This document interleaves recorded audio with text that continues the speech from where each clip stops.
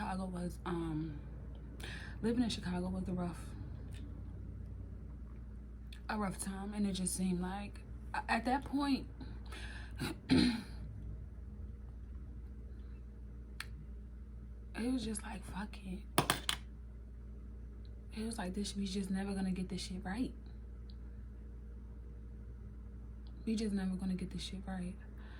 So my cousin, she had a whole house as well. She had her daughter, you know, lived there and whatever. House was a mess from top to bottom. And when I mean that in every single aspect, a mess. And I guess we was like her personal maids. We had to clean it. From upstairs to her room, to the living room, to her bathroom, to the bathroom upstairs, to her daughter's room, to the kitchen, to the basement. We had to clean. We had to clean. We couldn't come outside. I'm sorry.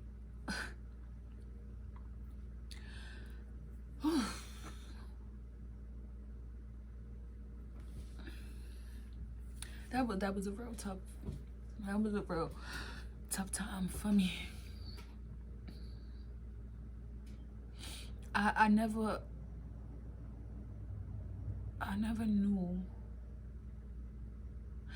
knew somebody could be so, you know, so evil.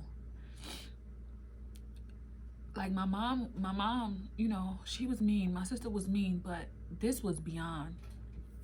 This was beyond. This was beyond. And it was weird. Like, you know, my cousin had a whole washer and dryer in her basement. We had to wash whatever clothes we did have in the tub or by the sink. We had to, you know, take toilet tissue from school and bring it home. I remember days like we wouldn't eat our school lunch. Like, we'll find a way to pack it up and we'll bring it home and we'll split it with each other. Because sometimes at her house we didn't eat, or, you know, she fed us old food, rotten food.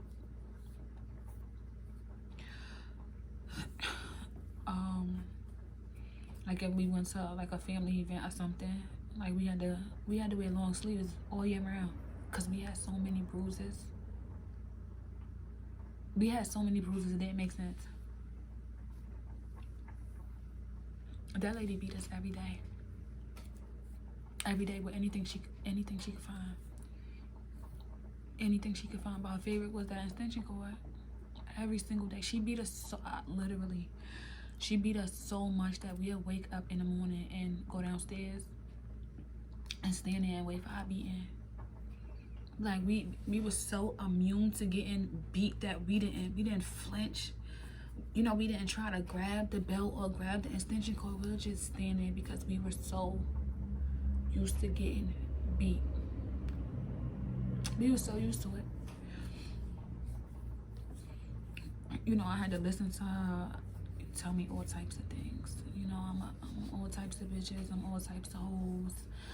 My mother didn't love me. I'm the reason why her aunt, which is my mom, I'm the reason why, you know, she died. I'm the reason why my dad died.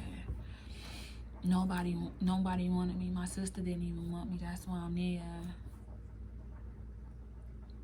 I had to listen to all kind. Yeah, my mother is a crackhead. My father is a crackhead. I'm a crack baby.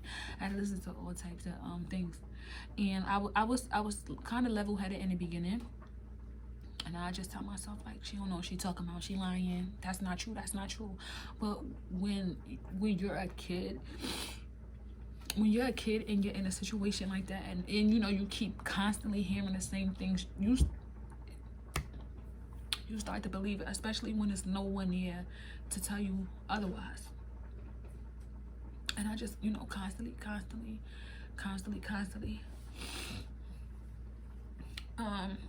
She split us all up into different schools.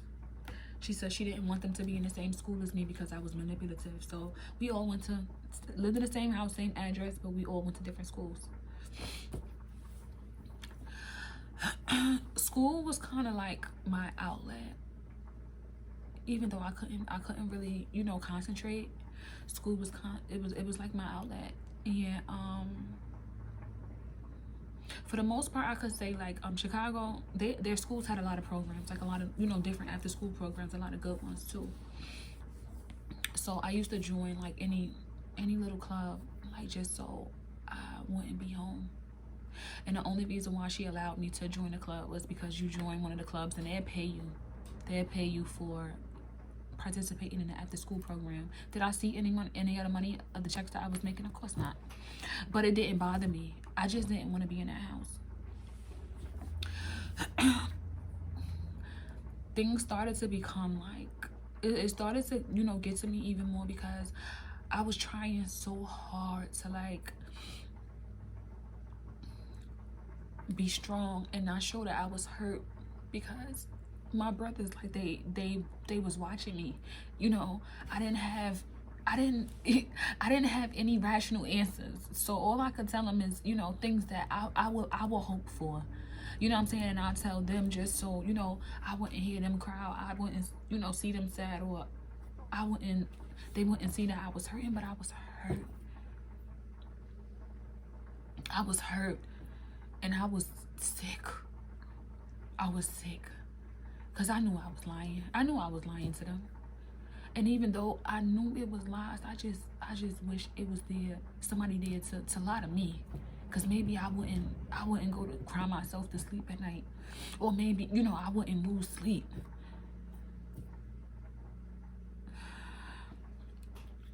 So eventually I started cutting myself.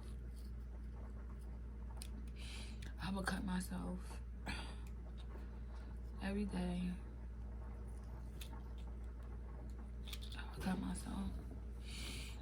The librarian at my school, she knew something was wrong, but I would never say.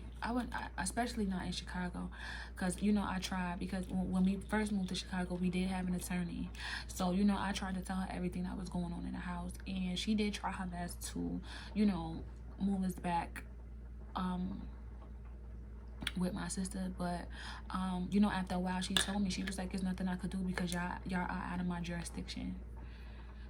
So when she told me that, it really was like, it's up from there. Like, it's nothing that could be done. It's nothing that I could do.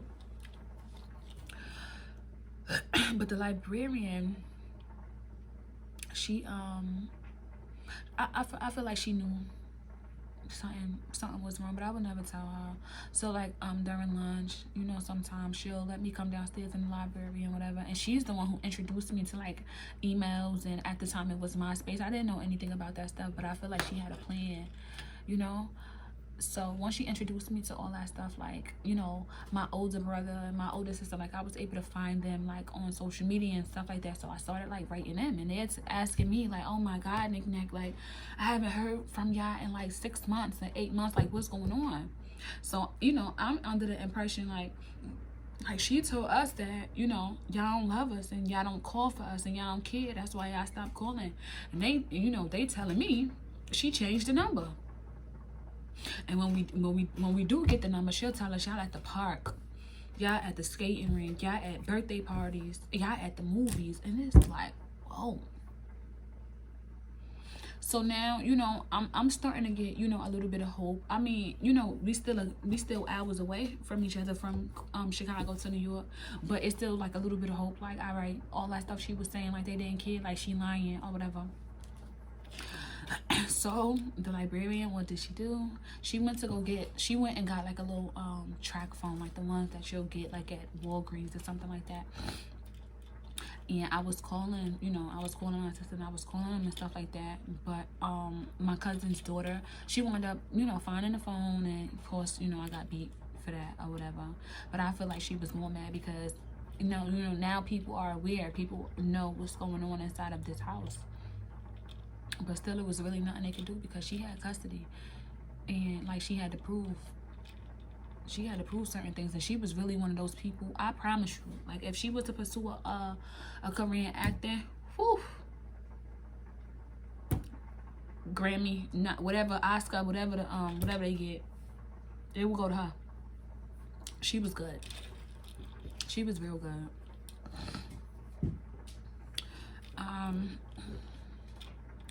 I dropped out of school when I was in 9th grade. I stopped going to school. I couldn't concentrate. I just didn't want to be there, you know.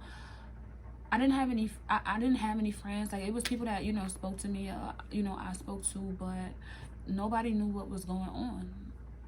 So I felt like I couldn't really be like a, you know, a good friend. I couldn't do the things that they did, like come outside, go to little park. I couldn't do it because of, you know, my living situation. My science teacher, she wound up running into me. And she made me come back to school. She made me come back to school. So I'm grateful for her. I'm grateful for her because, you know, she didn't have to care. She could have left me right outside. She didn't have to care. I feel like enough was enough for me when I was in class one day, and the dean, whoever he was, he came to my classroom and, you know, asked for me and was like, I need you in the office, your mother is on the phone. So I'm sitting there, I'm like, that's impossible. That's impossible for my mother to be on the phone. You know, I went about whatever I was doing. And he said, your mother is on the phone. So now I'm thinking hard, like she found me. Like, you know what I'm saying? Like, she coming to get us this time. Like, she trying to work this thing out. I get to the office and I pick up the phone, and it's my cousin. And she asked me, where the fuck is my daughter? And I'm like, I don't know, which I really didn't know. We all go to different schools, and she was younger than me. I'm like, I don't know. Y'all left out the house at the same fucking time. Where the fuck is my daughter? I don't know. Like, obviously, you know, I'm in school because you called my school, and I'm on the school's phone. I don't know. You know, I don't know where your daughter is. Bitch, I know you know where the fuck my daughter is, and if something happened to my daughter, I swear to God, at your funeral, they ain't even gonna be able to recognize your face. And I just hung up the phone.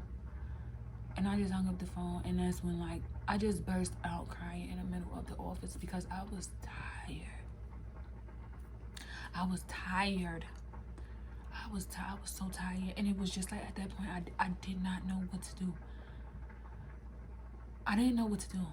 And at any point in my life that, you know, I was ever scared of speaking out, it was that time, because I'm all the way in Chicago.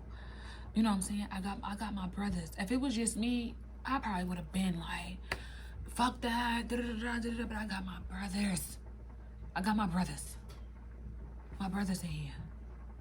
My brothers, you know, my brothers are here, and that's all I had to, you know, that's all, you know, that would always just pop in my head, like, my brothers. Like, I can't let nothing happen to them. I can't let nothing happen to me, because who's gonna look out for my brothers?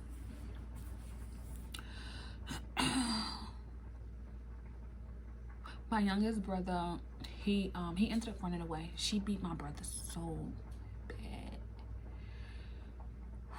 She beat him so bad, and she locked him in the basement for like 2 weeks because of the fact that he was gay.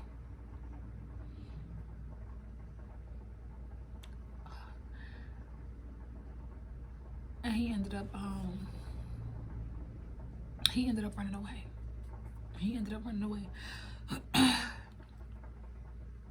And even to this day, like, with my little brothers, it's a feeling that I get.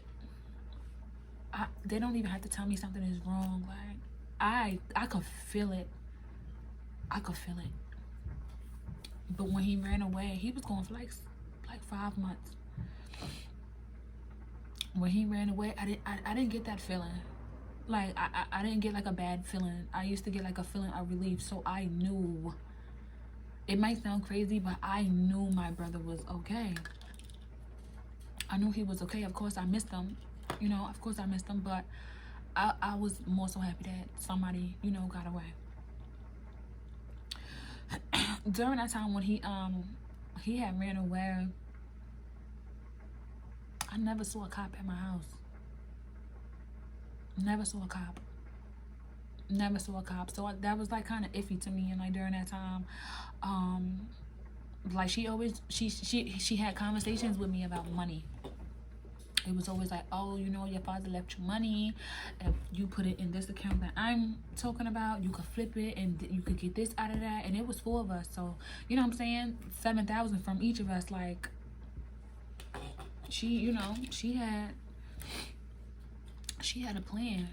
And she would be like, you know, just ask me like, oh, you want to, you know, you want to sign it? And I never sign it. And she already knew if I wasn't signing it, you know, nobody else is signing nothing either. So she would always try to, like, you know what I'm saying, get me.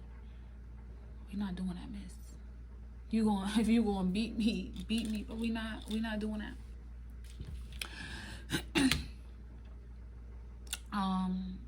Her mom lives in like South Carolina or something like that, which is my mom's sister. I don't remember like what time of the year it was, but I know it was some type of holiday because like all of my family that lives in Chicago, including my cousin and her daughter, they went down south. But my aunt, she said that we couldn't come. She said that we couldn't come, and she said that I wasn't welcome in her house because I'm rude and I'm disrespectful. So we wasn't allowed in her house.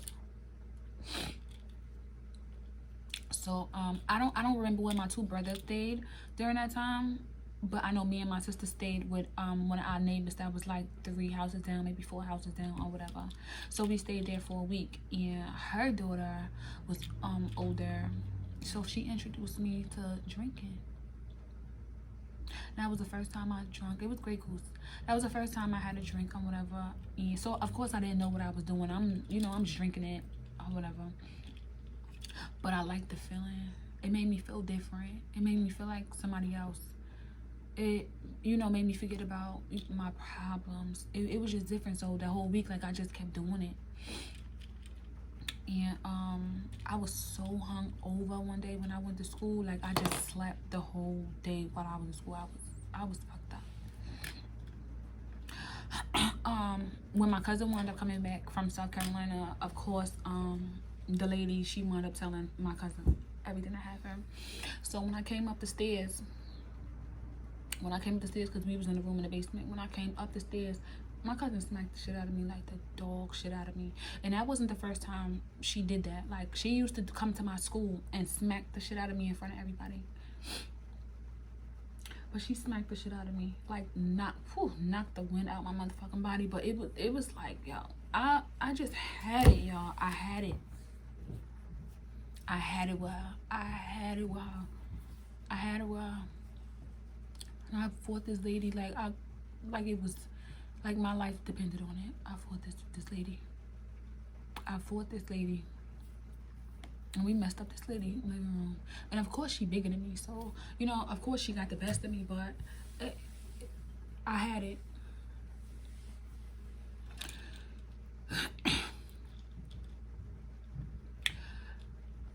When I left the lady house, I'm walking down the street back to the house. She walking behind me, she popping shit, all types of shit. But it was like, at that time, it was like a weight was lifted off of my shoulders. So like everything that she was saying, it was just like, it was going over my head. Like, I didn't care like that. It was like I needed to get that out. I needed to get that anger out. I needed to get that stress out. So we get back, you know, I get back to the house first, cause like I said, I'm in front. And she, where the fuck do you think you going? You better not step foot in my house. You're not welcome in my house. So I'm like, I'm just, you know, like, I don't care attitude. I'm waiting, you know, at the gate, whatever. She called my sister. I told my sister to pack my stuff.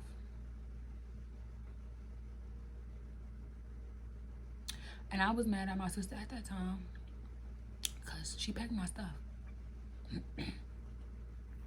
And I just can't understand, because if roles were reversed, nobody could tell me to pack your stuff. You pack it, she gotta go, we all gotta go. My sister packed my stuff. My cousin told me to get the car and whatever. And my sister, you know, she put in whatever in the car and whatever. Like I said, my brother that's after me, he ran away. already. My youngest brother, he just sitting on the steps. It was just like, oh my God. Like, I done left my brother. Like, I was trying to, you know what I'm saying? I was trying to keep my composure for so long because of the fact that, you know, I still had my brothers to look after, and like just the look on his face, and he was just so hurt and he was so scared, and it was, I just put my head down because it was just like, I felt like I let him down. I felt like I let myself down. I felt like I let my father down. Like, so we in the car.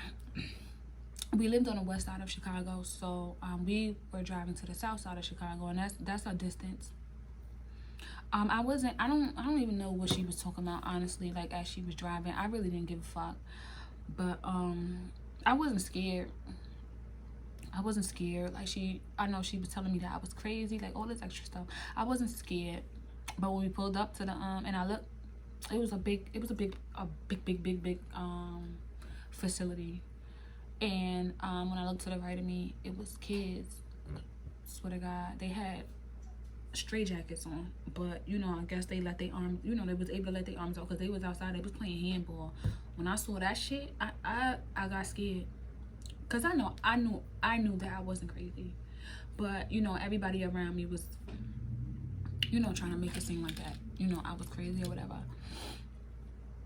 And we got inside, and I sat down, and it was like a heavyweight Hispanic guy behind the counter of the place, and she was just telling them, like, you know, that's my cousin Shanique. I have guardianship over her. Her parents died, and you know, I was asked to be her legal guardian, but ever since she's been in my house, she's been stealing, she's been partying, she's been sneaking out, prostituting. She beats on me, she beats on her siblings, she beats on my daughter, she threatens us, like mad stuff. She was running it down, and I was scared because I thought that he was gonna buy that shit. So he looked at me and looked at her, and he told her, he was like, Miss, we don't take intake after 7:30.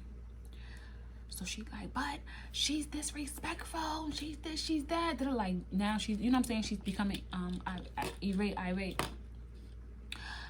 Ma'am, we don't take intake after 7:30. There's some bull, like she going off. There's some, like she coming out of character. Now she's showing who she is. There's some bullshit. Da da da da da. So he told her, he asked her, he said, Miss, if all of this was going on, why didn't you call the police? Why didn't you take her to the police station? And she going off, whatever. So he told her, he was like, well, there's nothing that I could do for you tonight. Like, you know what I'm saying? You could bring her back in the morning, and we could, you know, process her in the morning. She mad as hell. So we get back in the car, you know, we gotta prepare. She popping shit again. We gotta prepare for this, you know, this long ass drive back to the west side of Chicago. At that time, I didn't believe in God. I didn't believe in anything spiritual. I didn't believe in anything holy, because I just felt like it can't be a higher power. Well, I didn't believe it was a higher power, and it can't be no such thing as a higher power if I'm going through all of this that I'm going through. At the end of the day, I didn't ask to be here. What, you know, I'm a kid, so it's really, it couldn't have been nothing major that I was doing. So it was like, as far as God and all that, out the window. I didn't believe. But it was raining. I remember it was raining hard, and you know, the ride back, you know, I'm staring at the window, and it was a whole bunch of things going through my head, like, damn, like the crazy home or whatever. I don't know the right term for the that kind of facility, but a group home, whatever it was. I'm like, they didn't take me, they told her to bring me back in the morning. Light bulb went off in my head. I'm running away. We get back to the house. She lay on the couch. She take off her little dusty wig. She lay on the couch. She on the phone. I don't know who she was talking to, but popping shit about me and whatever. She made me clean the kitchen, and as I'm cleaning the kitchen, you know, I'm looking through drawers, like, you know, drawers in the kitchen. I found a piece of paper. I found a pen, and I wrote my older brother number down and like 2 of my older sister's numbers down on a paper, and I sneak up the stairs. You know, my sister, she's still in the room packing my stuff. But I sneak into my younger brother's room or whatever, and he excited. He's like, oh my God. And I'm telling him, like, shh. So he crying. So I'm like, you gotta be quiet. So I'm like, I told him, I said, I'm running away. And he like, oh my God, can I come with you? Can I come with you? And I told him, I'm like, you cannot come with me. You can't come with me. You know what I'm saying? If you could, you know, I would have took you, but that's gonna blow my cover up even faster. I said, but I promise I'm gonna come back for you. I promise. Or whatever. And I gave him the numbers. I'm like, if you need anything, like, call them or whatever. And if you lived in Chicago, been to Chicago, or you know anybody from Chicago has back alleys in the back of every house. So I went down the back, opened that back door, ran through that alley. I ran until I couldn't. I didn't even look both ways. Like when going across the street, I ran, and I had to be running for like 20 minutes. And as I'm running, I'm crying. As I'm running, I'm crying. I cried. I was mad. I was angry. I was sad. I was everything.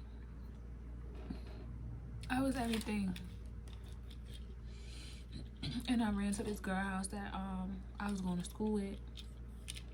And, you know, I explained everything to her mother. She let me call my brother. My brother, he sent me money and he sent me a ticket to New Jersey. And that had to be like a Wednesday, because the ticket wasn't for Saturday. I remember it was a Saturday morning. So like I tried to like stay low key. Of course I wasn't going to school. I tried to stay low key and not go outside or anything. I was real scared. I was so scared that before I could even get to the bus station, I'm gonna be back in her house. But when I tell y'all, when I got on that bus and that bus pulled off, I cried so hard. I cried so hard that I couldn't breathe. I cried so hard because it was just like, you know what I'm saying? This is the first step to this being over. Like, it's almost over. You know, it's almost there. I'm like, I feel like it was me, you know what I'm saying, who got us into all of these situations, or it was because of, you know, my attitude, or because, you know, I was hurt and nobody understood, or I was depressed, so, you know, and everybody thought I was weird and didn't want me around. I felt like this was the first step to making it right. And I was grateful. I was grateful for my brother. I was grateful.